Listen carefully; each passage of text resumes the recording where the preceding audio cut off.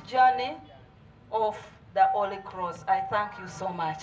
Bakitaffe mu Katonda bonna mu bice ebyenjawulo awamu nammwe mwenna abakristaayo n'abakristu oba abakkiririza mu Yesu Kristo, yeebaza Katonda olw'okubanga nti atusobozesezza okutuuka mu kifo kino nga tuva mu ttindiga eggendo nga tujjukira okufa n'okuzuukira kwa Mukama waffe. I bring greetings from His Excellency the President and First Lady who has supported this organizing this event, and from my Ministry of Gender, Labor and Social Development, where Uganda Joint Christian Council and churches belong and are coordinated on behalf of government.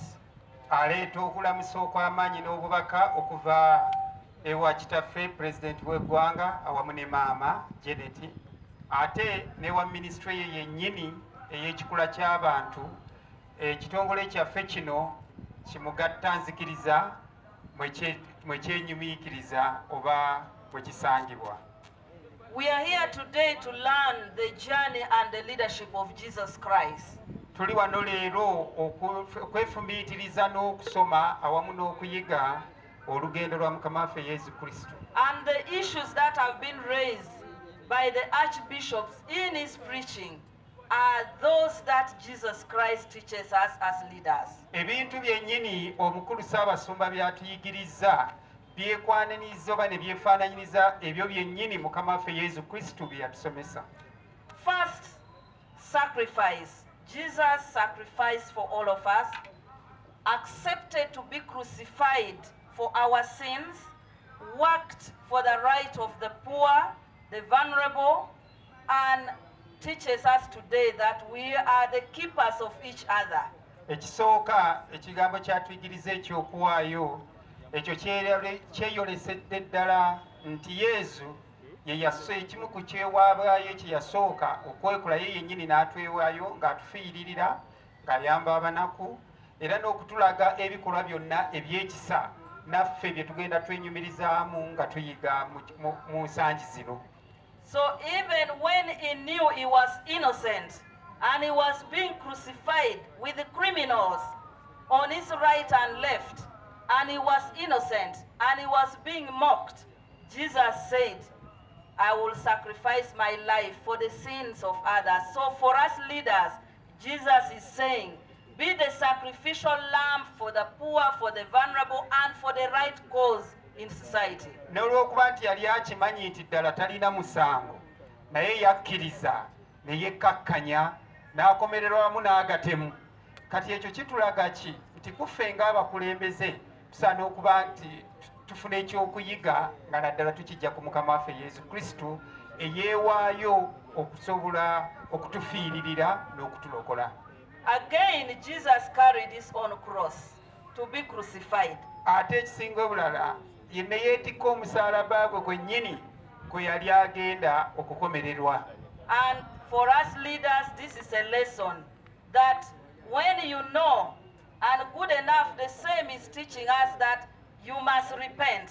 So Jesus is saying the judgment day will come, and each one of us as leaders, as Christians, will carry our own crosses. So today I want to commit to you, archbishops and the leadership of the church, that as leaders, we must always be held accountable, and everything you have talked here on issues of corruption, on issues of serving the poor, I want to call upon us that the law is there and that we must accept individual culpability and carry our own crosses on the judgment day. Ekyokuyiga esinga obukulu naddala mu kwetikka omusaalaba yali agezaako okutulambika ti nga ffe abakulembeze kinnoomu buli omu yeetaaga okwetikka omusaalaba gwe, kubanga buli bw'obeera mu kifo ky'obuvunaanyizibwa oba ng'oweereza kimanye nti amateeka gakutunuddemu. So oli akamanye ng'okimanyi nti obudde bugenda kutuuka osasulire ebyo. Era asanyusa nnyo okuwulira nti Ssaabasumba ayogedde ku bigambo ng'obuli bw'embuzi awamu n'ebikolwa ebyo byonna ebirabaga nti si bya buntu bulamu naye gesinga obukulu nga ffe abakulembeze tusaana tumanye nti amateeka wegali gatulaba era buli muntu obudde bunaatuuka ojja kwetikka omusaalaba gwo kidda kimu. And that is why you have seen that His Excellency the President has not interfered with investigation in any aspect, and that he has directed and allowed the institution of government to do their work, to do investigation, so that if any particular person has been corrupt, the law will take its course. Era y'ensonga y'emu mubiraba nga tubiraba lunye ennaku zino mu nsangi zino omukulembeze w'eggwanga Pulezidenti Yoweri Museveni tannavaayo okulaba nti alina gwattira ku liiso naddala ku bigenda mu maaso bino ebirimu ebyokunoonyereza, kubanga agamba buli muntu wa buvunaanyizibwa bwe weetikka omusaalaba gwo paka w'onoolaba gy'onoogutuusa. But also, the same Bible today is telling us that the Lord, the God, forgives. Naye ate engeri y'emu era Bayibuli etulaze ng'era etusomesa nti Omukama Katonda wa kisa era asonyiwa. So, for Christians out there, for leaders out there, the Bible today, Jesus' lesson is saying, if you come out and ask for forgiveness and repent, the path to righteousness is still open. Ekyokuyiga olwaleero kibadde nti kitusomesezza nti bannange emikono myanjulukufu ddala bw'olabira ddala ng'olina vaayo weemenye mu mutima weetonde osabe ekisonyiwo n'Omukama taleme kukusaasira. Actually, Isaiah 1:12 says, your hands are full of blood, wash and make yourselves clean. Bwe tugenda mu kitabo kya Isaya omulanzi essuula esooka akanyiriri akasooka ku 12 agambye nti emikono gyo gijjudde omusaayi naye genda oginaabe ginaatereera.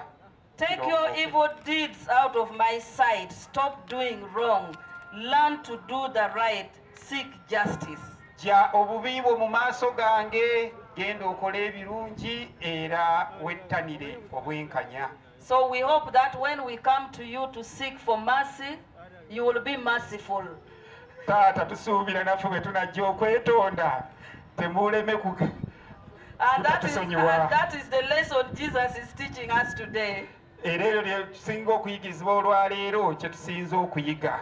So I want to conclude by saying we have heard everything you have stated which requires the action of government in your last message to the Christians. Bassebo bakitaffe mu Katonda naffe tuddamu okuwa bweyama nti byonna tubitegedde naddala mu message etusindikiddwa esembyeyo ebyo byonna bye busaba gavumenti ekole naffe tugenda situla olubengo tulabe nga biteekebwa mu nkola.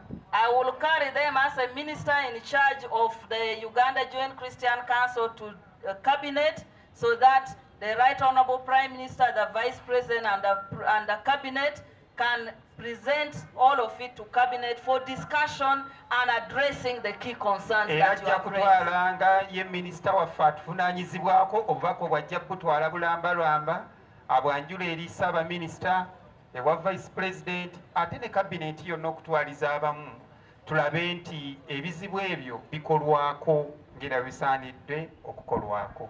And we continue to appreciate the role the church plays in our partnership through healthcare. If you see in Zambia Hospital and many hospitals, education institutions, the churches and some of the areas like Uganda Matters Shrine remains a key partner with government. We appreciate that as government will continue to work together. Let us in this holy month of Easter repent and get the endurance that God and Jesus Christ teach us. I thank you very much. Era tusaala okusiima